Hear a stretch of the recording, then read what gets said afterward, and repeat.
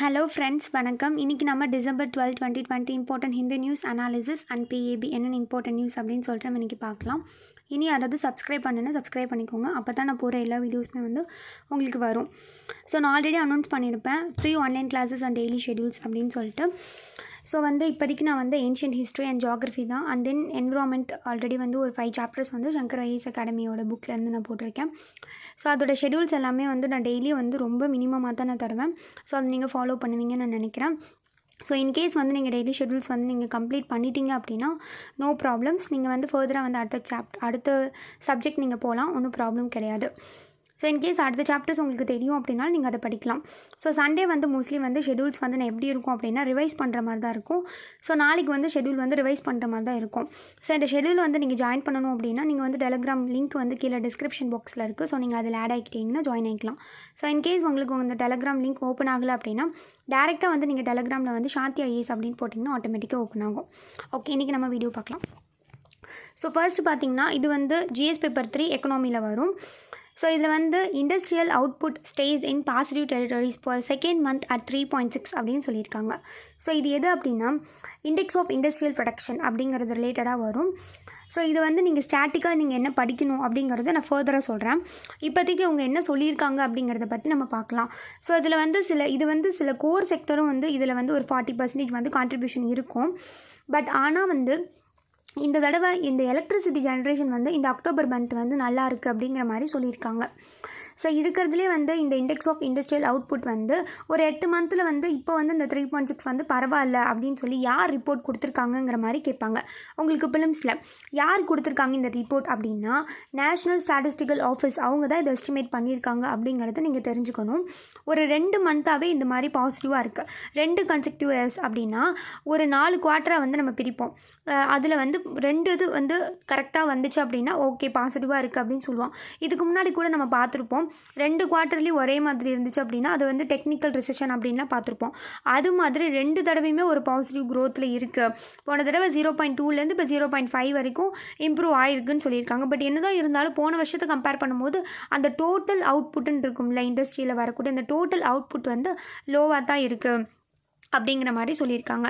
இதில் capital goods வந்து இப்போ கேபிட்டல் கூட்ஸ்னால் அதை வச்சு தான் மூலப்பொருளாக வச்சு சில பொருள் உற்பத்தி பண்ணுவாங்க. அது வந்து பாசிட்டிவாக இருக்குது. பட் ஆனால் ப்ரைமரி கூட்ஸ் இருக்கும்ல, ப்ரைமரியாக இப்போ ஃபார் எக்ஸாம்பிள் இப்போ வந்து நம்ம கோதுமை மாவு தயாரிக்கிறோம்னா ப்ரைமரி வந்து கோதுமை தானே. ஸோ அது வந்து எப்படின்னா நெகட்டிவ். அதுக்கு இடையில இன்டர்மீடியேட்டாக நம்ம ஆட் பண்ணுவோம்ல, அது வந்து பாசிட்டிவாக இருக்குது அப்படின்னு சொல்கிறாங்க. எனிவே பார்த்திங்கன்னா 2 கன்செக்டிவ் இயர்லி மந்த்லியுமே வந்து ஓகே பாசிட்டிவாக இருக்கிறனால மேபி வந்து நம்மளோட எக்கனாமி வந்து ரிவைவ் ஆகிட்டுருக்கு, ரெக்கவரி ஆகிட்டுருக்கு அப்படிங்கிற மாதிரி நம்ம நினச்சிக்கலாம். இதில் நீங்கள் ஸ்டாட்டிக்காக என்ன பார்க்கணும் அப்படின்னா இண்டெக்ஸ் ஆஃப் இண்டஸ்ட்ரியல் ப்ரொடக்ஷன் அப்படிங்கிறது எதெல்லாம் பார்ப்பாங்க அப்படின்னா மினரல்ஸ், மைனிங், அதுக்கப்புறம் பார்த்திங்கன்னா எலக்ட்ரிசிட்டி, மேனுஃபேக்சரிங்லாம் பார்ப்பாங்க. இதுக்கு முன்னாடி வந்து அந்த பேஸ் இயர் வந்து எதை வச்சு பார்த்தாங்கன்னா 2014-2005க்கு முன்னாடி வரைக்கும் என்ன பார்த்தாங்கன்னா 2011-12 தான் பேஸ் இயராக வச்சு பார்த்தாங்க. 2004-5க்கு அப்புறம் இப்போ வரைக்கும் பார்த்தது எல்லாமே 2017 வச்சு தான் பேஸ் இயராக பார்த்துக்கிட்டு இருக்காங்க அப்படிங்கிறதையும் வந்து நீங்கள் நோட் பண்ணிக்கணும். சாரி ஸோ பார்த்திங்கன்னா 2004-5 வரைக்கும் அது பார்த்துட்டு இருந்தாங்க. 2011-12லேருந்து April 17 ஸோ இதெல்லாம் வந்து பார்த்துட்ருக்காங்க அப்படிங்கிறத நீங்கள் பேஸாக நினச்சிக்கோங்க. ஸோ ஐ திங்க் உங்களுக்கு புரிஞ்சிருக்கும்னு நினைக்கிறேன். இதுக்கு முன்னாடி வரைக்கும் 2014-5 தான் வச்சு பேஸ் இயராக பார்த்தாங்க.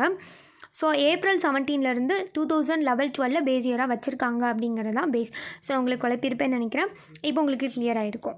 ஸோ இதில் பார்த்தீங்கன்னா இண்டெக்ஸ் ஆஃப் இண்டஸ்ட்ரியல் ப்ரொடக்ஷன் அப்படிங்கிறது ஆல்ரெடி நான் உங்களுக்கு சொல்லியிருப்பேன். இது மந்த்லி பார்ப்பாங்க, பப்ளிஷ் பண்ணுவாங்க. யார் அப்படின்னா சென்ட்ரல் ஸ்டாட்டிஸ்டிக்கல் ஆர்கனைசேஷன், அவங்க தான் வந்து பப்ளிஷ் பண்ணுவாங்க. அவங்க வந்து எந்த மினிஸ்ட்ரி அப்படின்னா ஸ்டாட்டிஸ்டிக் அண்டு ப்ரோக்ராம் இம்ப்ளிமெண்டேஷன் இந்த மினிஸ்ட்ரி. ஸோ இது உங்களுக்கு ஸ்டாட்டிக். இதில் வந்து உங்களுக்கு ஃபிலிம்ஸ் வந்து யார் ரிலீஸ் பண்ணுறா, ஸோ அந்த மாதிரிலாம் கேட்பாங்க. ஸோ நீங்கள் ஞாபகம் வச்சுக்கணும் இண்டெக்ஸ் ஆஃப் இண்டஸ்ட்ரியல் ப்ரொடக்ஷன் வந்து யார் பப்ளிஷ் பண்ணுறா, அவங்களோட மினிஸ்ட்ரி என்ன, ஸோ இதெல்லாம் உங்களுக்கு தெரியணும். ஸோ இது வந்து வெரி வெரி உங்களுக்கு இம்பார்ட்டன்ட். ஸோ அடுத்து பார்த்திங்கன்னா ஸோ அடுத்து பார்த்திங்கன்னா கனெக்டிங் மோர் பீப்புள். ஆல்ரெடி வந்து இதை நம்ம பார்த்துருப்போம். கவர்னன்ஸ் பாயிண்ட் ஆஃப் வியூவில் வந்து ஜிஎஸ் பேப்பர் 2ல் வந்து முக்கியம். ஈவன் பார்த்திங்கன்னா பிலிம்ஸ்லேயும் கூட கேட்பாங்க அப்படிங்கிற மாதிரி இதுக்கு முன்னாடி வந்து நம்ம ஒரு 2 days ஐ திங்க் முந்தா நம்ம பார்த்துருப்போம்.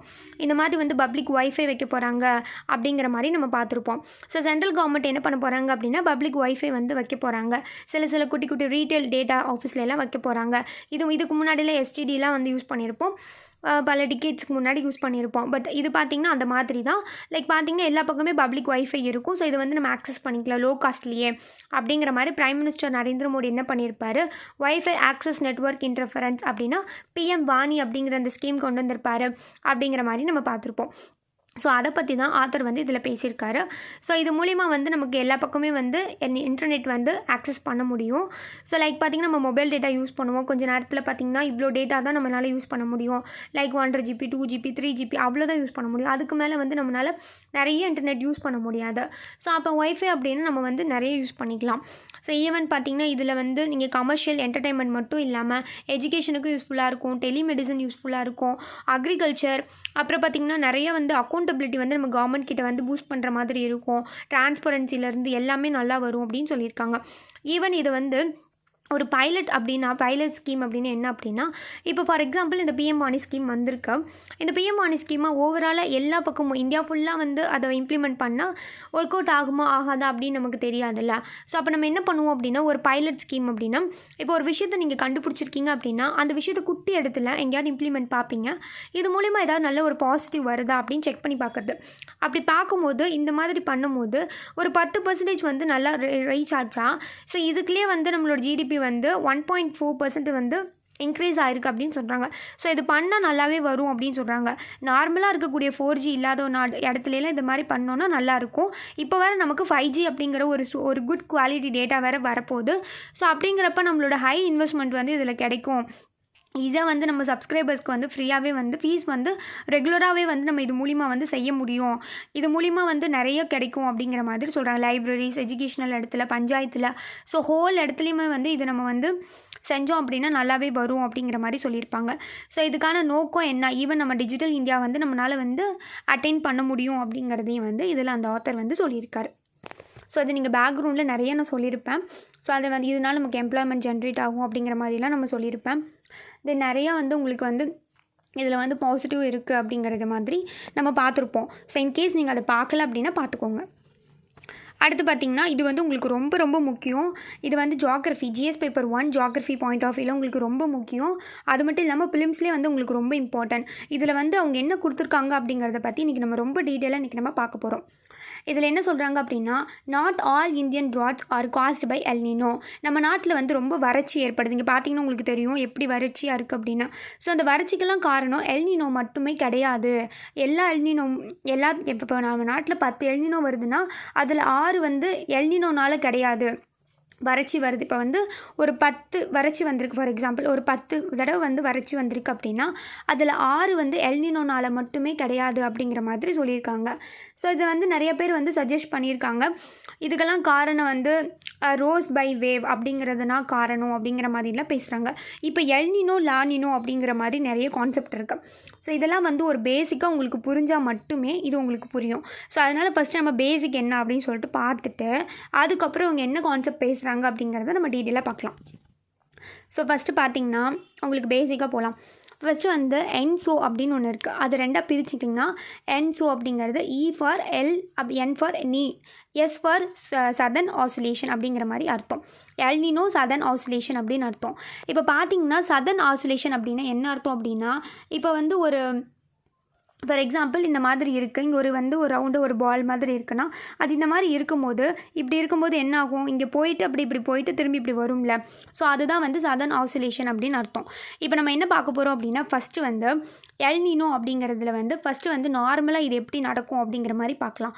இப்போ பார்த்திங்கன்னா மேலே வந்து ஃபார் எக்ஸாம்பிள் ஒரு இடத்துல ஒரு தண்ணி இருக்குது, அந்த தண்ணியில் மேலே வந்து வார்ம் ஓஷன் கரண்ட் இருக்குது. வார்ம்னா உங்களுக்கு தெரியும் நல்லா வந்து ஹாட்டாக இருக்கும் அப்படின்னா. கீழே வந்து கோல்டு ஓஷன் கரண்ட் இருக்குது.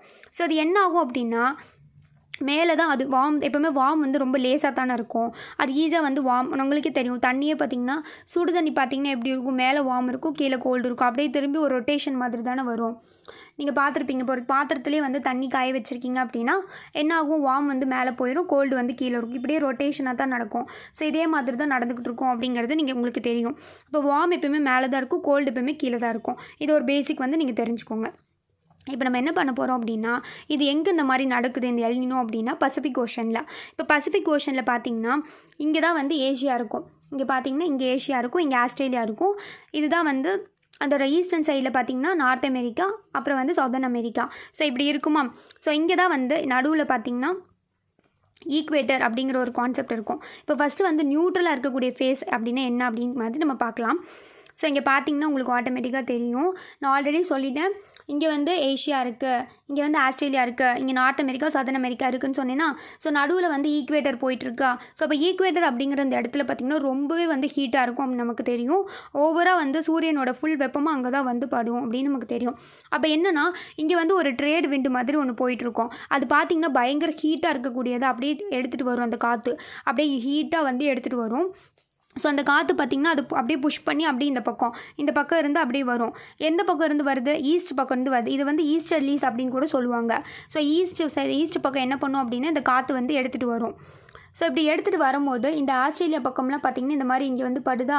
ஸோ இங்கே படும்போது என்ன ஆகும் அப்படின்னா ஆட்டோமேட்டிக்காக பார்த்திங்கன்னா ரொம்ப ஹீட் ஆகும். ஹீட் ஆகும்போது உங்களுக்கே தெரியும் அப்படியே வேப்பர் ஆட்டம் மேலே போகும். ஏன்னா தண்ணி வந்து இங்கே ரொம்ப ஹீட் ஆகுது இல்லை. அப்போ ஹீட் ஆகும்போது என்ன ஆகும், நமக்கே தெரியும் தண்ணியில் ஹீட் ஆச்சுன்னா மேலே வேப்பராகி மேலே போகும் அப்படின்னு தெரியுமா. அப்போ வேப்பராகி போச்சு அப்படின்னா அங்கே நல்ல க்ளவுடு ஃபார்ம் ஆகும். அப்போ க்ளவுடு ஃபார்ம் ஆகும்போது அதுதான் நமக்கு தெரியும் கன்வெக்ஷன் அப்படின்னு நமக்கு கேள்விப்பட்டிருப்போம். ஃபார் எக்ஸாம்பிள் இங்கே தண்ணி இருக்குது அப்படின்னா இங்கே அப்படியே வந்து மேலே வந்து வேப்பர் ஆகுது, இப்போ க்ளவுடு ஃபார்ம் ஆகுது, அப்படியே போகுது, இப்படியே வருது, திரும்பி இங்கே வருது. இதுதான் கன்வெக்ஷன் அப்படின்னு சொல்லுவாங்க. இப்போ எப்படி நம்ம சுடுதண்ணியில் பாத்திரத்தில் காய வச்சோம் அப்படின்னா தண்ணி வந்து கீழே கூலிங்காக இருக்க தண்ணி மேலே போகுது, மேலே போயிட்டு திரும்பி கீழே வருது, அப்படியே போய்கிட்டே இருக்குல்ல, அதுதான் கன்வெக்ஷன் அப்படின்னு சொல்லுவாங்க. இப்போ பார்த்திங்கன்னா இந்த ட்ரேடு விண்ட்ஸ் என்ன பண்ணுதோ அப்படின்னா ரொம்ப ஸ்ட்ராங் ட்ரேடு விண்டு ஈஸ்டர்லின்னு சொல்லுவோம். ஏன்னா ஈஸ்ட் பக்கம் தானே வருது, அதனால் அது ஈஸ்டர்லி அப்படின்னு சொல்லுவோம். இப்போ அது என்ன பண்ணும் அப்படின்னா இங்கே மாதிரி தண்ணியில் வந்து பயங்கர சூடாயிருச்சு. இப்போ அது ஆவியாட்ட மேலே போகுது. ஆவியாக மேலே போச்சுன்னா அங்கே க்ளவுடு ஃபார்ம் ஆகுமா. அப்போ இந்த சைடு என்ன ஆகும், இந்த நம்ம சைடெல்லாம் வந்து நல்லா மழை பெய்யுமா. ஸோ இப்படி தான் வந்து என்ன இருக்குது, மழை பெய்யுது. ஸோ இங்கே பார்த்திங்கன்னா கன்வெக்ஷன் நம்ம பார்த்தோமா. ஸோ நார்மலாக இங்கேருந்து வந்துச்சு, இப்படி வந்து இங்கே மழை பெய்யுது, இப்போ மேலே போகுதா. இப்போ மேலே போகணும் இந்த பக்கம் போகணுன்னு என்ன ஆயிரும் அப்படின்னா இது வரைக்கும் இந்த பக்கம் போகிற வரைக்கும் நல்ல மாய்ஸ்சர் கண்டென்ட் இருக்கும். வெஸ்டர்ன் சைடு பசிபிக்கில் வந்து நல்ல ஈரப்பதமாக, ஏன்னா நல்லா ஹீட்டாக இருக்குது இல்லை தண்ணி. ஸோ நல்ல ஈரப்பதமாக இருக்கக்கூடிய அந்த இது இருக்கும். ஆனால் அது அப்படியே கொஞ்சம் ட்ராவலாக இந்த பக்கம் போகும்போது அந்த ஈரப்பதம் எல்லாம் போயிடும். அப்போ இந்த பக்கம்லாம் மழை பெய்யாது, கூலிங் ஆயிரும். அப்படியே கீழே இறங்கும் போது ரொம்ப கூலிங் ஆயிரும். எப்போவுமே வந்து ஒரு இது வந்து காற்று தண்ணி இங்கே எவாப்ரேஷன், ஃபார் எக்ஸாம்பிள் இங்கே தண்ணி இருக்குது அப்படின்னா இந்த தண்ணி வந்து எவாப்ரேஷன் ஆகி மேலே போய் க்ளவுடு ஃபார்மாக மட்டும்தான் அங்கே மழை பெய்யும். அது அப்படியே மேலே வந்து அப்படி கீழே டிக்ரீஸ் ஆச்சுன்னா அந்த இடத்துல மழையே பெய்யாது அப்படின்னு நம்ம கேள்விப்பட்டிருப்போம். ஸோ அதனால தான் வந்து சஹாரா டெசர்ட்டில் மழை பெய்யாமல் இருக்குது. அப்புறம் பார்த்திங்கன்னா ராஜஸ்தான்லாம் வந்து அதுதான் பிரச்சனை. எப்பவுமே ஒரு க்ளவுடு ஃபார்ம் ஆகிற இடத்துல தான் மழை பெய்யும். க்ளவுடு ஃபார்ம் ஆகாமல் அந்த பக்கம் தள்ளி போயிடுச்சு அப்படின்னா கீழே டிசெண்டிங்காக வந்துருச்சு அப்படின்னா அங்கே மழை பெய்யாது அப்படிங்கிறது நீங்கள் தெரிஞ்சுக்கணும். ஸோ அது ரொம்ப முக்கியம். அதனால தான் பார்த்திங்கன்னா இங்கே மழை பெய்யுது, இந்த சைடு பார்த்திங்கன்னா சவுத் அமெரிக்காவில் மழை பெய்யலை. அதான் ரீசன். இதில் பார்த்திங்கன்னா இந்த மாதிரி வந்து சுற்றி வருது பார்த்திங்கன்னா இந்த சர்க்குலேஷன், அது வந்து வாக்கர் சர்க்குலேஷன் அப்படிங்கிற மாதிரி சொல்லுவாங்க. இது பேசிக்காக நடக்கக்கூடிய ஒரு விஷயம். இது வந்து நியூட்ரல் ஃபேஸ் அப்படின்னு ஞாபகம் வச்சுக்கோங்க. இப்போ நம்ம பார்க்க போகிறது வந்து எல் நினோ அப்படின்னா என்னன்னு சொல்லிட்டு நம்ம பார்க்கலாம். ஏன்னா அது தானே இப்போ நியூஸில் கொடுத்துருக்காங்க எல் நினோனா என்னன்னு சொல்லிட்டு. ஸோ அதை நம்ம பார்க்கலாம். எல் நினோ அப்படிங்கிறது என்னென்னா எப்பயும் போல தான் நார்மலாக என்ன பண்ணிகிட்ருக்கு, ஈஸ்ட் பக்கத்துலேருந்து அந்த ட்ரேட் விண்ட்ஸ் வந்து நார்மலாக வந்துட்டுருக்கு. பட் அது என்ன ஆயிடுச்சு அப்படின்னா கொஞ்சம் நாள் கழிச்சு அது வந்து வீக் ஆயிரும். வீக் ஆயிடுச்சுன்னா அதை புஷ் பண்ணி அதனால் நகர்ந்து வர முடியல. உங்களுக்கே தெரியும் நான் ஆசிலேஷன் அப்படின்னு என்னென்னு சொன்னேன். இப்படி இருக்குது அப்படின்னா இந்த பக்கம் வந்துக்கிட்டு இருக்கும். இப்போ ஒரு பாலே வந்து ஒரு முன்னாடி போயிட்டு சடனாக பின்னாடி திரும்பி வரும்ல, அந்த மாதிரி இது என்ன பண்ணிகிட்டு இருக்கு, கொஞ்ச நாள் வந்துக்கிட்டு இருக்கு. அது ரொம்ப வீக்காக இருக்கனால அதை புஷ் பண்ணி நம்ம இன்சைடு இந்த ஏஷியா சைடு பக்கம் ஆஸ்திரேலியா சைடு பக்கம் வர முடியாதமாக என்ன பண்ணிடும் அப்படின்னா திரும்பி பேக் சைடே அடிச்சு போயிடும். முன்னாடி வந்துக்கிட்டு இருந்தது சடனாக பேக் சைடு அடிச்சு போயிடும். அப்படி பேக் சைடு அடித்து இந்த பக்கம் வந்தோடனே இப்போ என்ன ஆயிரும் அப்படின்னா இந்த பக்கம் நல்லா நான் சொன்னேன்ல ஆட்டோமேட்டிக்காக இங்கே ரொம்ப வந்து ஹீட் ஆயிரும். அப்போ வேப்பர் க்ரியேட் ஆகி மேலே க்ளவுடு ஃபார்ம் ஆகும். இந்த பக்கம் நான் ஆல்ரெடி சொன்னேன் மேலே தான் வந்து ஹீட் இருக்கும், கீழே வந்து கோல்டு தானே இருக்குன்னு சொன்னேன். அப்போ இந்த கோல்டு சைடெல்லாம் இந்த பக்கம் வந்துடும், ஹீட்டாக இருக்கிறதுல இந்த பக்கம் போயிடும். அப்படி இந்த பக்கம் போயிடுச்சு அப்படின்னா என்ன ஆகும்? இப்போ நம்ம பார்க்குறது நல்லா ஞாபகம் வச்சுக்கோங்க, இது எல் நினோ அப்படிங்கிற கான்செப்டை. ஸோ அப்போ என்ன ஆகும்? ரொம்ப வீக்காக இருந்தனால அந்த ட்ரேடு வந்து ஆக்சுவலாக வந்து அது வர வேண்டிய பாத்து வந்து இந்த பக்கம் தான். ஆனால் அதனால தாங்க முடியாமல் புஷ் பண்ணி உள்ளே போக முடியல, முன்னாடி போக முடியாத மாதிரி சரியில் பின்னாடி வந்துருச்சு. பின்னாடி வந்தோடனே என்ன ஆயிடுச்சு? இங்கே வந்து பயங்கர ஹீட் ஆயிடுச்சு. ஸோ இங்கே பயங்கர ஹீட் ஆனோடனே என்ன ஆகும்? இங்கே பயங்கர ஹீட் ஆனோடனே ஆட்டோமேட்டிக்காக இங்கே கன்வெக்ஷன் க்ரியேட் ஆகும், மேலே மழை பெய்யும், மேலே வந்து நல்லா க்ளவுடு ஃபார்ம் ஆகும், மேலே மழை பெய்யும். இங்கே கோல்டு தானே வருது, இங்கே ஒன்றுமே மழை பெய்யாது. உங்களுக்கே தெரியும், டிசிடிங் தான். கோல்டு சைட்லேருந்து ஒன்றுமே வராது. கோல்டு தண்ணி எங்கே வேப்பராகி போகாது இல்லை, வார்மாக இருக்கிற தண்ணி தானே வேப்பராகி போகும். அதான லாஜிக்கு. ஸோ அப்போ என்ன ஆகும்? இப்போ ஆல்ரெடி வாக்கர்ஸ் கன்வெக்ஷன், அந்த வாக்கர் சைக்கிள் இது நம்ம பார்த்தோம்ல, இங்கே பார்த்தீங்களா வாக்கர் சர்க்குலேஷன். அது என்ன ஆயிரும் அப்படின்னா இந்த தடவை வந்து தனியாக பிரிஞ்சிடும், 2 வாக்கர் சர்க்குலேஷன் ஆயிரும். அப்போ இந்த சைடு தான் மழை பெய்யும், இந்த சைடு மழை பெய்யாது. அப்போ நமக்கெல்லாம் மழையே பெய்யாது. எங்கே மழை பெய்யும்? சவுத் அமெரிக்காவுக்கு தான் மழை பெய்யும். சவுத் அமெரிக்கா இந்த சைடு ஃபுல்லாக தான் மழை பெய்யும், நமக்கு மழை பெய்யாது. அதனால தான் எல் நினோ. அப்போ நமக்கு என்ன ஆகும்? நமக்கு பஞ்சம் தானே ஏற்படும், நமக்கு ட்ராட் தான் ஏற்படும். ஸோ அதை தான் அவங்க சொல்கிறாங்க. இதனால் எல்லாத்தினால இந்த எல் நினோனால தான் வந்து நமக்கு பஞ்சம் ஏற்பட்டிருக்கு அப்படின்லாம் கிடையவே கிடையாது, வறட்சி ஏற்பட்டிருக்குங்கிறது கிடையாது அப்படிங்கிற மாதிரி சொல்கிறாங்க. இப்போ இந்த மாதிரி போனனால தான் வந்து நடந்திருக்கு. நம்ம எல்லாருமே என்ன சொல்லுவோம்? வறட்சி ஏற்பட்டிருக்கு, அது உடனே எல் நினோனால தான்ப்பா வறட்சி ஏற்பட்டிருக்கு அப்படிங்கிற மாதிரி பேசுவோம். ஏன்னா அந்த ட்ரேடு வின்ஸ் வந்து என்ன ஆயிடுச்சு? இந்த பக்கம் போகாமல் அந்த பக்கம் போயிடுச்சு, அது ரொம்ப வீக்காகி அந்த பக்கம் போயிடுச்சு அப்படிங்கிற மாதிரி பேசுவோம். இதுதான் வந்து எல் நினோ அப்படிங்கிற மாதிரி அர்த்தம். இப்போ இன்னொரு கான்செப்ட் இருக்குது, லா நினோ அப்படின்னா. லா நினோன்னா என்னென்னா, அந்த நியூட்ரல் ஃபேஸ் முதல்ல பார்த்தோம்ல, அதுவும் ஒரே மாதிரி தான். இப்போ லா நினோவில் என்ன ஆயிரும் அப்படின்னா, அந்த ட்ரேட் வின்ஸ் வந்து ரொம்ப ஸ்ட்ராங்காக இருக்கும். நார்மலாக இந்த பக்கம் வரும், வார்ம் ஆயிடுச்சு, மேலே க்ளவுடு ஃபார்ம் ஆகும், நமக்கு எப்பயும் போல் நல்ல மழை பெய்யும். ஸோ இதுதான் கான்செப்ட். இதில் பார்த்தீங்கன்னா இந்த பக்கம் கோல்டாக இருக்கும், நமக்கு சைடு பார்த்திங்கன்னா நல்ல மழை பெய்யும் லா நினோவில். ஸோ அதனால் நாம வச்சுக்கோங்க, எல் நினோனா நமக்கு வந்து ரொம்ப பஞ்சமாக இருக்கும், லா நினோ வந்துச்சுன்னா நல்ல மழை பெய்யும் அப்படிங்கிறது நாம வச்சுக்கோங்க. ஏன்னா லா நினோலலாம் வந்து நல்லா வந்து ட்ரேட் விண்ட் ஸ்ட்ராங்காக இருக்கும், எல் நினோ அப்போ ட்ரேட் விண்ட் வந்து வீக்காக இருக்கும். ஸோ அதை தான் வந்து அவங்க சொல்லியிருக்காங்க. இப்போ நம்ம பார்த்தோம்ல இந்த சைடு, இப்போ நம்ம பார்க்க போகிற கான்செப்ட் இதுதான். ஸோ இவங்களுக்கு வந்து நல்லா மழை பெஞ்சிருக்கு, நார்த் அமெரிக்கா சவுத் இந்த சைடில் இருக்கிறவங்களுக்குலாம் மழை பெஞ்சிருக்கு, நமக்குலாம் மழையே பெய்யலை. இதுக்கெல்லாம் காரணம் வந்து இந்த எல் நினோ தான் அப்படின்னு சொல்லிட்டு இருந்தோம். பட் அவங்க என்ன சொல்கிறாங்கன்னா, இதுக்கெல்லாம் காரணம் எல் நினோ கிடையாது, இதுக்கு இன்னொரு கான்செப்ட் இருக்குது அப்படிங்கிற மாதிரி அவங்க சொல்கிறாங்க. இதுதான் சொல்கிறாங்க. என்ன சொல்கிறாங்க? நாட் ஆல் இந்தியன் ட்ராட்ஸ், நம்ம நாட்டில் வர எல்லா ட்ராட்ஸுக்குமே பிரச்சனை எல் நினோனால கிடையாது, அது அந்த பக்கம் போயிடுச்சுல வீக்காக இருந்தனால, அதனால தான் காரணம் இல்லை அப்படிங்கிற மாதிரி சொல்கிறாங்க. அவங்க என்ன சொல்கிறாங்க அப்படின்னா, நம்ம நாட்டில் 10ல் 6 வருது அப்படின்னா அதற்கு காரணம் எல் நினோ கிடையாது அப்படிங்கிற மாதிரி சொல்கிறாங்க. இதுக்கு காரணம் வந்து atmospheric disturbance from the north Atlantic ரீஜனில் ஒரு அட்மாஸ்பியரில் வளிமண்டலத்தில் ஏற்பட்ட டிஸ்டர்பன்ஸ் தான் காரணம். அது என்ன டிஸ்டர்பன்ஸ் அப்படின்னு பார்த்தீங்கன்னா, இப்போ ஃபார் எக்ஸாம்பிள், இப்போ உங்களுக்கு இதில் எங்கேயாவது இருக்கான்னு பார்க்குறேன். ஸோ வந்து பார்த்திங்கன்னா, இப்போ உங்களுக்கு தெரியும் அட்லாண்டிக் ஓஷன் அப்படிங்கிறது பார்த்திங்கன்னா இந்த சைடு இருக்கும். இருங்க, அந்த மேப் ஆக்சுவலாக இல்லை போல். ஓகே, இப்போ அட்லாண்டிக் ஓஷன் அப்படிங்கிறது இங்கே இருக்குது. இப்போ இந்த அட்லாண்டிக் ஓஷன் நார்த் போர்ஷனில் இங்கே இருக்கு. ஸோ இந்த ஓஷனில் பார்த்திங்கன்னா என்ன ஆகுதுன்னா, சைக்ளோன் ஃபார்ம் ஆகிருக்கு. அந்த ஓஷனில் ஃபார்ம் ஆகும்போது மேலே பார்த்திங்கன்னா ஜெட் ஸ்ட்ரீம் மாதிரி இப்படி போயிட்டுருக்கும். ஸோ அந்த ஜெட் ஸ்ட்ரீமில் என்ன ஆகுது அப்படின்னா, இப்போ மியாண்டர்ஸ் மாதிரி அந்த ஜெட் ஸ்ட்ரீம் வந்து ஃபார்ம் ஆகும். லைக் பார்த்திங்கன்னா இப்படி போயிட்டு இருந்த ஜெட் ஸ்ட்ரீமை இப்படி உள்ளே வரைக்கும் இழுக்கும். ஸோ உள்ளே இழுக்கும் போது என்ன ஆகும் அப்படின்னா, இந்த பக்கம் உள்ளே போயிடுமா. அப்படி உள்ளே போகும்போது இங்கே ரொம்ப கூலிங் ஆக ஆரம்பிச்சிடும். ஆல்ரெடி உங்களுக்கு தெரியும், இது கோல்டு ரீஜன், ரொம்ப கூலிங்காக இருக்கிற மாதிரி ஆயிரும். அப்போ கூலிங் ஆகும்போது என்ன ஆகும் அப்படின்னா, அங்கே வந்து ஹை ப்ரெஷர் அப்படிங்கிறது க்ரியேட் ஆகும். ஏன்னா கூலிங் இல்லை, அப்போ லோ டெம்பரேச்சர் ஹை ப்ரெஷர். அப்போ இந்த ஹை ப்ரெஷர் என்ன ஆகும்னா, இந்த ரீஜனில் வந்து ஏஷியா இந்தியா இங்கே இருக்கா. ஸோ இந்த பக்கம் அப்படி போகும், உங்களுக்கே தெரியும் போகும். கூலிங்காக இருக்கிற காற்று தானே போகுது, ஹாட்டாக இருக்கிற காற்று போகிறதில்ல. கூலிங்காக இருக்கிற காற்று இந்த பக்கம் போகும்போது ஆட்டோமேட்டிக்காக டிக்ரீஸ் தான் ஆகும், அங்கே மழையே பெய்யாது. ஸோ இதுதான் பேசிக் ரீசன். இது பேர் என்ன வேவ் அப்படின்னா, ரோஸ் பை வேவ் அப்படின்னு சொல்லுவாங்க. இங்கே பார்த்தீங்களா, நார்மலாக வந்து இப்படி போயிட்டு இருக்குது மேலே ஜெட் ஸ்ட்ரீமு. இப்போ என்ன ஆகுது அப்படின்னா, அந்த ரீஜனில் உள்ளுக்குள்ளே வரைக்கும் வருது, அப்படியே ஃபுல்லாக உள்ளே என்ட்ரு ஆகுதா மேலே அந்த கோல்டு. இது என்ன ஆகும், இந்த கோல்டு இப்போ ஹாட்டாக இருக்கிறது இந்த பக்கம் போச்சுன்னா பிரச்சனை இல்லை, நமக்கு மழை பெய்யும். இங்கே கோல்டாக இருக்கிறது தானே நம்மளை நோக்கி வருது, அந்த காற்று வந்து அந்த கோல்டாக இருக்கிற விண்டு தான் நம்மளை நோக்கி வருது. அப்போ கோல்டாக இருக்கிற விண்டு நமக்கு வந்தால் நல்லதே கிடையாது இல்லை, நமக்கு பிரச்சனை தானே. ஹாட்டாக இருக்கிறது வந்தாவது பரவாயில்ல. ஸோ இதில் இடையில வந்து இது வேலை பார்க்குது அப்படின்னு சொல்கிறாங்க. ரோஸ் பை வின்ஸ் அப்படிங்கிற ஒரு வின்ஸ் என்ன பண்ணுது அப்படின்னா, இங்கே பார்த்தீங்களா வின்ஸ் வந்து அப்பர் அட்மாஸ்பியரில் இருக்குது. அது என்ன பண்ணுதுன்னா, அந்த சைக்ளோனிக்குள்ளே வந்து சர்க்குலேஷன் ஆகுறதுல வந்து இன்ட்ராக்ட் ஆகி நார்மலாக இருக்கக்கூடியது வந்து அஃபெக்ட் ஆகிடுது அப்படிங்கிற மாதிரி சொல்கிறாங்க. நமக்கு விண்டு வந்து ரொம்ப பாதிக்கப்படுது அப்படின்னு சொல்கிறாங்க. இதுக்கு எல்னினோ காரணம் இல்லை. எல்னினோனாலும் வறட்சி ஏற்படும். ஆனால் நம்ம நாட்டில் ஏற்படக்கூடிய 10ல் 6 வந்து இதுக்கு காரணம் இல்லை, இதுக்கெல்லாம் காரணம் இதுதான் அப்படிங்கிற மாதிரி சொல்கிறாங்க. வளிமண்டலத்தில் ஏற்படக்கூடிய அந்த டிஸ்டர்பன்ஸ் தான் காரணம் அப்படிங்கிற மாதிரி சொல்லியிருக்காங்க. ஸோ ஐ திங்க் உங்களுக்கு புரிஞ்சிருக்கும்னு நினைக்கிறேன். இன்கேஸ் உங்களுக்கு புரியல அப்படின்னா நீங்கள் வந்து டெலகிராமில் கேளுங்க, நான் சொல்கிறேன். ஸோ இதெல்லாம் நீங்கள் பொறுமையாக உட்காந்து பார்த்தீங்கன்னா இது என்னென்ன அப்படின்னு சொல்லிட்டு இந்த பிடிஎஃப் வந்து டெலகிராமில் இருக்கும், நீங்கள் பாருங்கள். அடுத்து வந்து India is on track to reduce emission.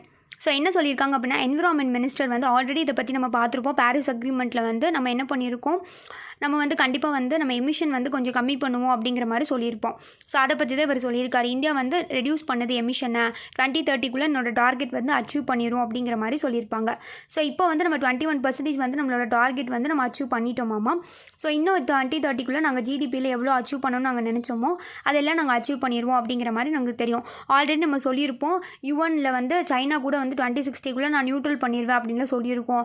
அந்த சமயம் இந்தியாவும் வந்து நாங்கள் நான் ஃபாசில் ஃபியூல் வந்து நாங்கள் கம்மி பண்ணுவோம், கிட்டத்தட்ட 35% வந்து நாங்கள் வந்து நான் ஃபாசில் ஃபியூல் தான் இது பண்ணுவோம் அப்படிங்கிற மாதிரிலாம் நம்ம கேள்விப்பட்டோமா. ஏன்னா ஃபாசில் ஃபியூல் அப்படிங்கிறப்ப கோல் யூஸ் பண்ணிலாம் நம்ம நிறைய இது பண்ணுவோம். அப்போ நம்மக்கிட்ட வந்து ரொம்ப அதிகமாக வந்து பொல்யூஷன் வரும். நான் ஃபாசில் ஃபியூல்னால் பார்த்திங்கன்னா நம்ம ஃபாசில் யூஸ் பண்ணாமல் பண்ணுறது. ஸோ அதை பற்றி தான் சொல்கிறாங்க. இது வந்து 2015 தான் இந்த பாரிஸ் அக்ரிமெண்ட் அப்படிங்கிற ஒரு விஷயம் வந்து கொண்டு வந்தோம். இது வந்து ஆக்சுவலாக வந்து நேஷ்னலி டிட்டர்மைன்டு கான்ட்ரிபியூஷன் அர்த்தம். இப்போ வந்து யாருக்கு எவ்வளோ தேவையோ அவங்கவுங்க இஷ்டம். இப்போ பார்த்திங்கன்னா இப்போ இந்தியா இருக்காங்கன்னா நாங்கள் இவ்வளோ கம்மி பண்ணுறோம், இவ்வளோ வருஷத்துக்குள்ளே கம்மி பண்ணுறோம், நம்ம இஷ்டம். இவ்வளோ தான் லிமிட்டு, அதுக்குள்ளே தான் நீங்கள் கம்மி பண்ணணுங்கிற மாதிரி இல்லை, அவங்கவுங்க இஷ்டம். ஆனால் பார்த்திங்கன்னா இவ்வளோ டிகிரி செல்சியஸ்க்குள்ளே தான் கம்மி பண்ணணுங்கிற மாதிரி இருக்கும்.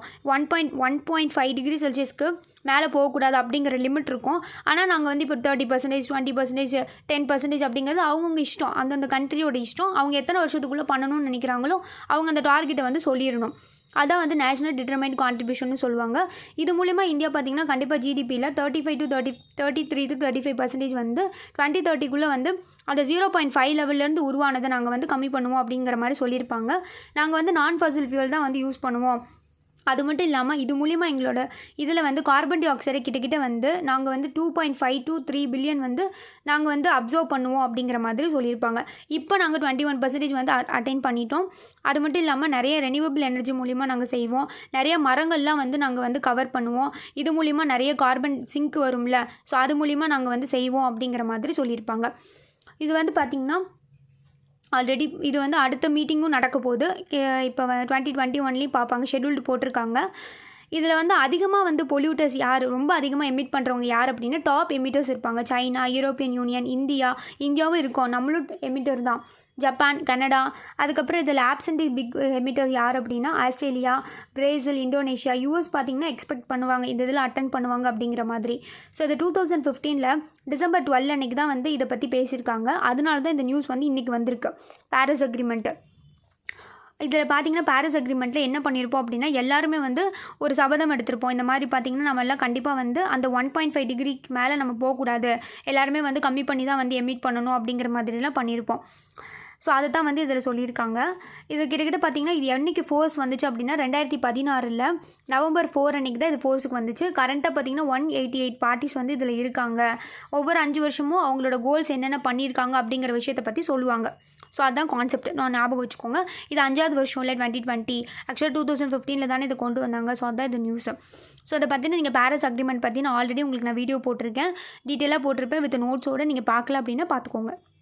இதில் ஒன்றுமே கிடையாது, நாங்கள் வந்து எமிஷனை வந்து கண்ட்ரோல் பண்ணிட்டு தான் இருக்கோம், 2030 நாங்கள் அச்சீவ் பண்ணிடுவோம் அப்படிங்கிற மாதிரி சொல்லியிருக்காங்க. அது என்விரான்மெண்ட்டில் வரும், ஜிஎஸ் பேப்பர் 3ல். ஸோ அடுத்து பார்த்திங்கன்னா PM Uzbekistan president discuss Afghan project அப்படின்னு சொல்லியிருக்காங்க. ஸோ ஆக்சுவலாக வந்து உஜ்பெகிஸ்தான் அப்படிங்கிறது எங்கே இருக்குது அப்படிங்கிறது நீங்கள் தெரிஞ்சுக்கணும் மேப் பேஸ்டாக. இப்போ பார்த்திங்கன்னா நமக்கு மேலே வந்து பாகிஸ்தான் இருக்கா, ஸோ சைடில் பார்த்திங்கன்னா ஆப்கானிஸ்தான் இருக்குது, இந்த ரீஜனில் தான் உஜ்பெகிஸ்தான் இருக்குது அப்படிங்கிற மாதிரி நீங்கள் மேப் பேஸ்டாக தெரிஞ்சுக்கோங்க. ஸோ இப்போ உஜ்பெகிஸ்தானில் ஏன் நம்ம இவ்வளோ தூரம் வந்து பண்ணுறோம் அப்படின்னா நமக்கு வந்து பாகிஸ்தான் வழியாக பிளாக் ஆயிடுச்சு. ஸோ கண்டிப்பாக வந்து இந்த சைடு ரீச் ஆகணும் அப்படின்னா ஆப்கானிஸ்தான், ஈரான் இவங்க சைடில் சரியானா தான் உஜ்பெகிஸ்தானில் சென்ட்ரல் ஏஷியா பக்கம் நல்லா போக முடியும். அந்த ஒரு ரீசனுக்காக தான் வந்து நம்ம இந்த மாதிரி பண்ணிகிட்ருக்கோம். ஸோ அதுக்காக தான் ஆப்கானிஸ்தானையும் இது பண்ணிகிட்ருக்கோம், ஈரானையும் இது பண்ணிகிட்ருக்கோம், நல்லபடியாக பேசிகிட்டு இருக்கோம். அப்போ தான் வந்து நடுவில் இருக்கக்கூடிய இந்த ரீஜன் பக்கம்லாம் நம்மளால் வந்து நல்ல ரிலேஷன் வச்சுக்க முடியும் அப்படிங்கிறதுக்காக. ஏன்னா நமக்கே தெரியும் பாகிஸ்தான் வந்து நம்மளை இந்த சைடு போக விடாமல் மறைச்சி வச்சுருக்கு. அதை மீறி போகணும் அப்படின்னா நம்ம எந்த சைடு போகணும்னு ஆப்கானிஸ்தானையும் ஈரானையும் வந்து நம்ம இது பண்ணால் தான் இந்த பக்கம் இந்த நடுவில் இருக்கக்கூடிய இந்த உஜ்பெகிஸ்தானுக்குலாம் போக முடியும் அப்படிங்கிறதுக்காக தான் இவங்கக்கிட்ட பேசுகிறாங்க. இப்போ டிஸ்கஸ் பண்ணுறாங்க இந்த ப்ராஜெக்ட் ரிலேட்டடாக. அவங்க கூட நம்ம டைப் வச்சுக்கணும்னா இவங்க கூட நம்ம பேசணும் அப்படிங்கிறதுக்காக தான். இப்போ பார்த்தீங்கன்னா இதில் இங்கே மெயினாக பேசுகிறாங்க பிஎம் நம்மளோட honourable prime minister Narendra Modi, அவரும் உஜ்பெகிஸ்தான் பிரசிடென்ட்டும் வந்து என்ன பேசுகிறாங்க அப்படின்னா, 2 பேர்த்தோட நோக்கமே வந்து டெரரிசம் வந்து ஃபைட் பண்ணணும் அப்படிங்கிறதா 2 பேர்த்தோட விஷனாகவே இருக்குது. அதுதான் நீங்கள் நினச்சிக்கணும். அதுக்கப்புறம் மிலிட்ரி எக்ஸசைஸ் பண்ணியிருக்காங்க. கிட்டத்தட்ட வந்து ஒரு 448 மில்லியன் லைன் ஆஃப் கிரெடிட் வந்து கொடுத்துருக்காங்க. ஒரு 4 டெவலப்மெண்ட் ப்ராஜெக்ட்ஸ்க்காக உஜ்பெகிஸ்தானுக்கு வந்து இந்தியா கொடுத்துருக்காங்க. எதுக்கெலாம் வந்து ரோடு கன்ஸ்ட்ரக்ட் பண்ணுறதுக்கு, சீவேஜ் ட்ரீட்மெண்ட் பண்ணுறதுக்கு, இன்ஃபர்மேஷன் டெக்னாலஜிக்காக இதெல்லாம் பண்ணியிருக்காங்க. நிறைய எனர்ஜி பேக்ட்டும் பண்ணியிருக்காங்கன்னு தெரிஞ்சுக்கோங்க. இப்போ வந்து ஏன் ஆப்கானிஸ்தான் இடையில வருது, இப்போ பிஎம்மும் உஜ்பெகிஸ்தானும் பேசும்போது எதுக்கு இடையில ஆப்கானிஸ்தான் வருதுன்னா அந்த வழியாக தான் போக முடியும், அதுக்காக தான் பண்ணுறாங்க, ஞாபகம் வச்சுக்கோங்க. அடுத்து வந்து pointing the figure at parliamentary scrutiny. So இது வந்து உங்களுக்கு ரொம்ப ரொம்ப முக்கியம். நீங்கள் என்ன பண்ணணும் அப்படின்னா, நம்ம வந்து பாலிட்டி புக் லக்ஷ்மிகாந்தில் பார்லிமெண்ட்ரி கமிட்டி அப்படிங்கிற ஒரு சாப்டர் இருக்குது. ஸோ அதில் நீங்கள் என்ன பண்ணணும் அப்படின்னா, இதை பற்றி இதை படித்ததுக்கப்புறம் அதை நீங்கள் அதை வந்து நீங்கள் ஒரு தடவை படிச்சிங்கன்னா மட்டும்தான் உங்களுக்கு இன்னும் நல்லா கிளியர் கான்செப்ட் புரியும். ஸோ இதில் என்ன அப்படின்னு சொல்லிட்டு இப்போ நான் சொல்கிறேன். ஸோ இப்போ ஆக்சுவலாக உங்களுக்கு நல்லாவே தெரியும், இப்போ வந்து நம்மளோட ஃபார்மர்ஸ் வந்து என்ன பண்ணிகிட்ருக்காங்க, அந்த பில்லுக்காக வந்து போராடிக்கிட்டு இருக்காங்க, ப்ரொட்டஸ்ட் பண்ணிகிட்ருக்காங்க அப்படின்னு தெரியும். அந்த பில் வந்து பார்லிமெண்ட்டில் வந்து லாஸ்ட் மான்சூன் செஷனில் வந்து பாஸ் பண்ணியிருப்பாங்க. போன மாதம் வந்து மான்சூன் செஷனில் வந்து என்ன பண்ணியிருப்பாங்க, பாஸ் பண்ணியிருப்பாங்க. ஸோ நிறைய வந்து அஜிடேஷன் வந்து இப்போ நடந்துக்கிட்டு இருக்குது அந்த பில்லுக்காக, நமக்கு நல்லாவே தெரியும். இப்போ அதில் என்ன சொல்லிக்கிட்டு இருக்காங்க அப்படின்னா, இப்போ கவர்மெண்ட் என்ன சொல்கிறாங்கன்னா, நாங்கள் வந்து இந்த ஆக்ட் இப்போ நாங்கள் வந்து பில்லு கொண்டு வந்தோம்னா அந்த 3 பில்லுக்கு பார்த்திங்கன்னா, இப்போ ஃபஸ்ட்டு பில் பார்த்திங்கன்னா இந்த ஏபிஎம்சி மண்டிஸ்க்கு வெளியில் போய் விற்றுக்க சொன்னது, எசென்ஷியல் கமாடிட்டிஸ் பில்லு வந்து இவ்வளோ ஸ்டாக் தான் வச்சுக்க வேணாம் உங்கள் இஷ்டம்னு சொன்னது, அதுக்கப்புறம் கான்ட்ராக்ட் ஃபார்மிங் சொன்னது. இந்த 3 பில்லும் ஃபார்மர்ஸ்க்கு சுத்தமாக பிடிக்கல. ஸோ இது வந்து அவங்களுக்கு மினிமம் சப்போர்ட் ப்ரைஸ் பாதிக்கும் அப்படிங்கிற மாதிரி நமக்கு சொன்னாங்க. ஸோ இப்போ என்ன சொல்கிறாங்க அப்படின்னா, கவர்மெண்ட்டு நாங்கள் வேணால் ஒன்று பண்ணுறோம், இந்த மாதிரி வந்து ஏதாவது வந்து அமெண்ட்மெண்ட் பண்ணுறோம், இந்த ஆக்ட்டுக்கு வந்து ஒரு அமெண்ட்மெண்ட் பண்ணி உங்களுக்கு தகுந்த மாதிரி நாங்கள் பண்ணித்தரோன்னு சொல்கிறாங்க. ஆனால் ஃபார்மர்ஸ் என்ன சொல்கிறாங்கன்னா, நீங்கள் அமெண்ட்மெண்ட்டில் எங்களுக்கு பண்ண வேணாம், நீங்கள் என்ன பண்ணுங்கள், அது மொத்தமாக டெலீட் பண்ணிடுங்க, டெலிட் பண்ணிவிட்டு புதுசாக வேணால் ஏதாவது ஒரு லா கொண்டு வாங்க. ஆனால் அந்த லா வந்து எங்ககிட்ட வந்து நீங்கள் கேளுங்க, ஃபார்மர்ஸ் கிட்ட எங்ககிட்டையும் ஸ்டாக் ஹோல்டர்ஸ்லாம் இருப்பாங்களா அவங்ககிட்டலாம் நீங்கள் கேட்டுட்டு அப்புறம் புதுசாக வேணால் ஒரு லா வேணால் கொண்டு வந்துக்கோங்க, இதை வேணால் டெலிட் பண்ணிடுங்களேன் அப்படிங்கிற மாதிரி ஃபார்மர்ஸ் சொல்கிறாங்க. இவங்க வந்து என்ன சொல்கிறாங்க, அதெல்லாம் முடியாது அப்படிங்கிற மாதிரி அவங்களும் ஒரு எத்தனையோ டாக்ஸ் வந்து பேசியிருக்காங்க கவர்மெண்ட்ஸும். இப்போ இதில் ஏன் இவ்வளோ பிரச்சனை வந்துச்சு, இது முன்னாடி நம்ம சரி பண்ணியிருக்கலாமே அப்படிங்கிற மாதிரி தான் இந்த ஆத்தர் பேசுகிறாரு. இவர் என்ன சொல்கிறாரு அப்படின்னா, நம்ம நாட்டில் பார்த்திங்கன்னா பார்லிமெண்ட்டில் பாஸ் பண்ணுறது பார்த்திங்கன்னா யார் லெஜிஸ்லேச்சர் கிட்ட தான் கொண்டு போய் பாஸ் பண்ணுவோம். பார்லிமெண்ட் தான் நம்ம நாட்டில் வந்து ஒரு சுப்பீரியர் லா மேக்கிங், நமக்கு எந்த ஒரு நாள் லா மேக் பண்ணுறதுல ரொம்ப பர்ஃபெக்டாக மேக் பண்ணுவாங்க அப்படின்னு சொல்கிறது லெஜிஸ்லேச்சர், அந்த பார்லிமெண்ட்டு தான் போகுது. அந்த பார்லிமெண்ட்லேயும் ஒரு கமிட்டி அப்படிங்கிறவங்க இருக்காங்க, பில்லை பற்றி நம்ம சரி பண்ணுறதுக்காக ஒரு கமிட்டி இருக்காங்க. அந்த கமிட்டி என்ன பண்ணுவாங்கன்னா, ஏதாவது ஒரு டவுட் நம்ம நாட்டில் வந்து இப்போ ஃபார் எக்ஸாம்பிள் லோக்சபாவில் ராஜ்யசபாவில் இந்த பில்லு போகுது அப்படின்னா, அந்த பில்லில் ஏதாவது வந்து ஒரு சம்மந்தமாக ஏதாவது டவுட் இருக்குது அப்படின்னா உடனே அவங்க என்ன பண்ணுவாங்க, இந்த கமிட்டி கிட்ட தான் அனுப்புவாங்க. அந்த கமிட்டி என்ன பண்ணுவாங்க, எல்லாத்துலேயும் இது பண்ணி அவங்க கரெக்டாக வந்து மேக் பண்ணி ரெக்கமெண்டேஷன் தருவாங்க. அதுபடி நடந்த விஷயங்கள் எல்லாமே நல்லபடியாக தான் அந்த பில்லு வந்திருக்கு, அந்தபடியாக தான் லா மேக் பண்ணியிருக்காங்க, எல்லாமே நல்லா வந்திருக்கு. இப்போ என்ன சொல்கிறாங்க அப்படின்னா, ஆக்சுவலாக இந்த கமிட்டி வந்து எப்படி போக போகுது, இப்போ ஃபார் எக்ஸாம்பிள் இப்போ ஒருத்தவங்க எம்பிஸ் எல்லாம் கொண்டு வந்திருக்காங்க. இப்போ அந்த பில்லு வந்து இப்போ யார்கிட்ட போயிருக்கு அப்படின்னா, ஓகே லோக்சபாவில் போயிருக்கு, இப்போ ஸ்பீக்கர்கிட்ட இருக்குது. இப்போ ஸ்பீக்கரோ இல்லை சேர்மனோ, இப்போ ராஜ்யசபானா சேர்மன் அவங்ககிட்ட போயிருக்கு அப்படின்னா, அதில் ஒரு இப்போ சரியில்லை அப்படின்னா உடனே அவங்க என்ன பண்ணுவாங்கன்னா, ஸ்டாண்டிங் கமிட்டி அவங்கக்கிட்ட என்ன பண்ணுவாங்க, இந்த பாரிப்பா இதை வந்து நீ ஸ்கூட்டனைஸ் பண்ணி இதை பற்றி நீ விசாரித்து எல்லாம் சொல்லுப்பா அப்படிங்கிற மாதிரி சொல்லுவாங்க. அவங்களும் என்ன பண்ணுவாங்க, அவங்க ரிப்போர்ட் என்ன பண்ணுவாங்க, ரெடி பண்ணி கொண்டு போய் அந்த ரெக்கமெண்டேஷனோட இல்லை வேறு ஏதாவது மாற்றி அமைக்கணுமா அந்த பில்லில் அப்படிங்கிற மாதிரி மாற்றி அமைச்சோ இல்லை ஏதாவது ஒரு கருத்துக்களையோ என்ன பண்ணுவாங்க, கொண்டு போய் திரும்பி அந்த ஹவுஸில் போய் வைப்பாங்க. அப்படி தான் இன்ன வரைக்கும் நடந்துச்சு. பட் ஆனால் இந்த பில் நடந்திருக்கா அப்படின்னு கேட்டால் இல்லை அப்படிங்கிற மாதிரி தான் சொல்கிறாங்க. அப்படி அவங்க கொண்டு வந்து வச்சது எல்லாமே நல்ல விதமாக தான் நடந்திருக்கு, நல்ல விதமாக தான் முடிஞ்சிருக்கு அப்படிங்கிற மாதிரி பேசுகிறாங்க.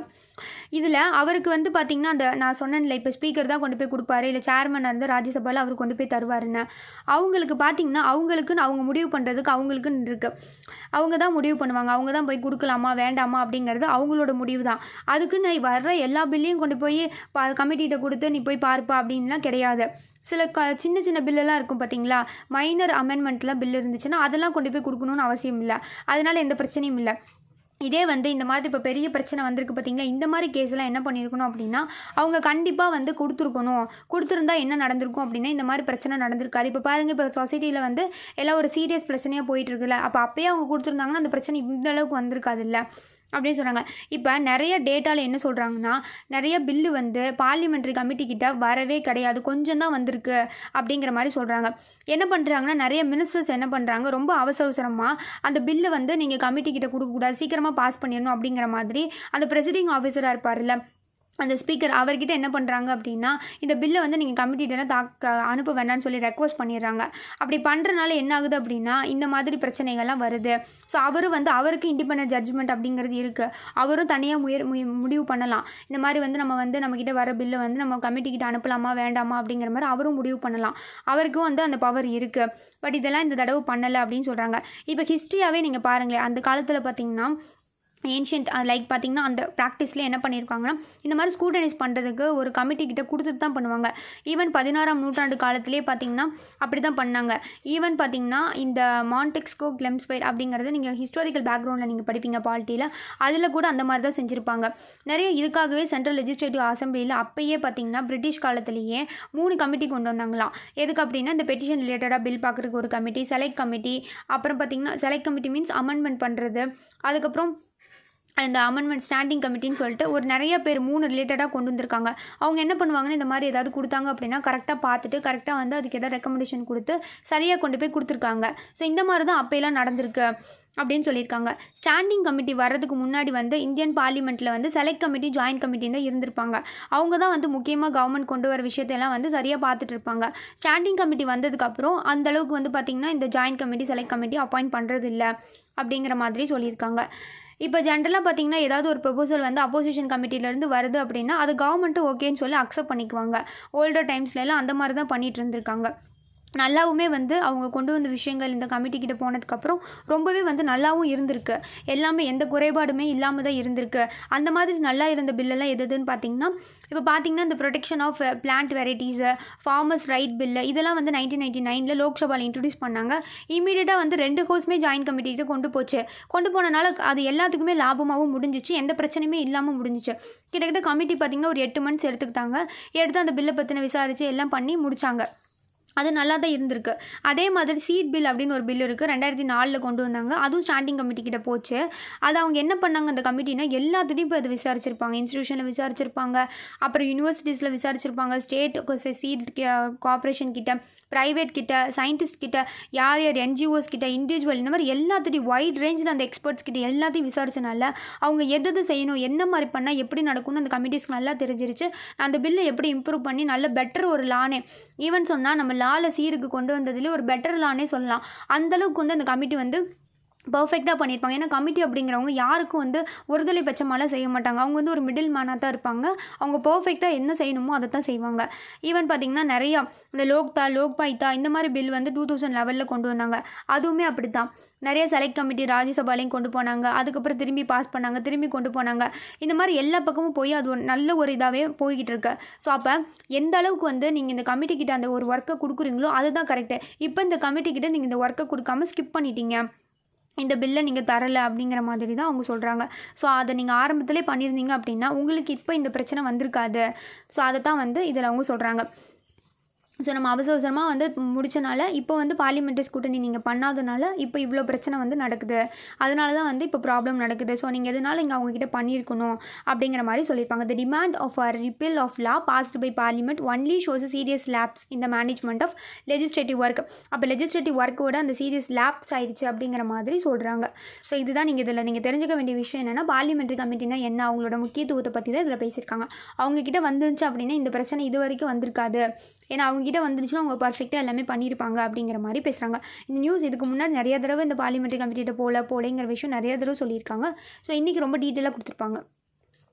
அடுத்து பார்த்திங்கன்னா பிஏபியில் பார்த்திங்கன்னா எஃப்ட் of novel species of murine grass identify by scientist in plateaus of Western Ghats and of கோவாவில் பார்த்திங்கன்னா வெஸ்டர்ன் காட்ஸில் என்ன பண்ணியிருக்காங்க, வெஸ்டர்ன் காட்ஸில் ஒரு இதுதான் ஸோ இந்த இதுதான் வந்து கிடச்சிருக்கு. இது லைக் பார்த்திங்கன்னா இந்த மாடுகளுக்குலாம் கொடுக்குற ஒரு தீவன மாட்டை.